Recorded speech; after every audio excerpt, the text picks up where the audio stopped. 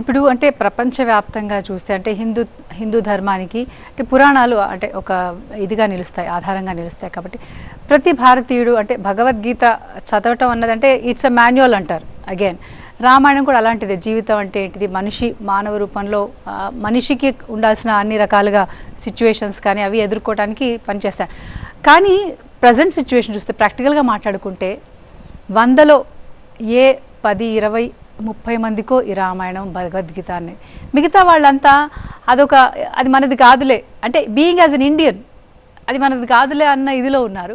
వాళ్ళకి మీరు అంటే సలహా సూచన ఏమిస్తారు? అంటే ఇది ఇట్స్ మస్ట్ టు నో అంటారా, లేకపోతే ఇట్స్ ఓకే అంటారా? వాళ్ళకి మనం ఏం సలహా ఇవ్వక్కర్లా. ఈ వచ్చిన దీన్ని బాగా ఆనందించేవాళ్ళు, దీన్ని చదువుకునేవాళ్ళు 20 మంది దాన్ని దృఢంగా దాన్ని చదువుతూ దాని పట్ల వాళ్ళకి శ్రద్ధ ఉంటే చాలు, వాళ్ళకు కూడా కలుగుతుంది. వీళ్ళేదో అప్పుడప్పుడు ఇది బాగుంది అనుకోవటం కాదు. వీళ్ళు దృఢంగా ఉంటే అక్కడ వాళ్ళు దృఢంగా వస్తుంది. ఎప్పుడు కూడా మనం ఎంత దృఢంగా ఉంటామో దాన్ని బట్టి మన ప్రభావం పక్కన వాళ్ళ మీద ఉంటుంది. పైగా రామాయణం అనేటువంటిది అది ఈ జగత్తులో ఇప్పుడు మనం అంగారక గ్రహానికి వెళ్ళాలి, శుక్రగ్రహానికి వెళ్ళాలంటున్నాం కదా. వెళ్ళేటప్పుడు మానవ జాతి అక్కడ ఎలా నాగరిక సమాజాన్ని ఎలా నిర్మించాలి అని అంటే ఏమక్కలు ఒక రామాయణం చేత్తో పెట్టుకుని ఎడితే చాలు.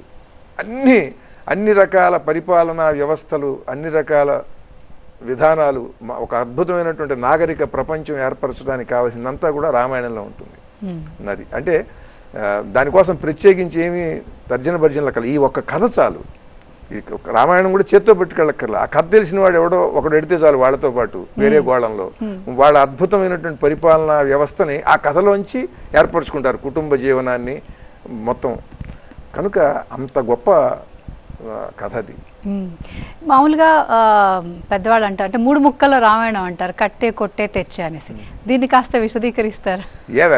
అవన్నీ చమత్కారంగా మాట్లాడుకునేవే కానీ అది అది అది అవన్నీ కూడా దాని గొప్పదనాన్ని చెప్పేవి 3 ముక్కల్లో ఉండవు. కట్టే కొట్టే తెచ్చే అని, వారధి కట్టాడు, రావణుడిని కొట్టాడు, సీతను తెచ్చాడు అని అదేదో ఏదో అట్ట. అసలు ముందు సీతను ఎత్తుకెళ్ళాడని చెప్పాలిగా. ఎందుకు కట్టాడు అసలు వారధి? అవన్నీ నిలబడవు, తర్కానికి నిలబడనటువంటి ఏవో చమత్కారంగా మాట్లాడే విషయాలు. మీకు ఈ సందర్భంగా కావాలంటే నేను ఒక విషయం చెప్తాను. రామాయణంలో ఒక పరమాద్భుతమైనటువంటి ఘట్టం ఉంది. అది దుందుభి అని ఒక రాక్షసుడు ఉన్నాడు. ఆ రాక్షసుడు బ్రహ్మ వల్ల వరాలు పొందాడు, చాలా వాడిని ఎవడు ఓడించలేడు అని. మహాబలశాలి అయి వాడు అక్కడ ఋషులను వచ్చి అడిగాడు, మహాబలశాలి ఎవడున్నాడు చెప్పు, నేను యుద్ధం చేయాలి, నేను మహావీరుణ్ణని ప్రపంచం తెలుసుకోవాలి కదా అని అంటే వాళ్ళు అన్నారు, సముద్రుడు చాలా విస్తారంగా ఉంటాడు, బాగా అంతలావున అంత ఉంటాడు, నువ్వు సముద్రుడి మీద యుద్ధం చేయమన్నారు.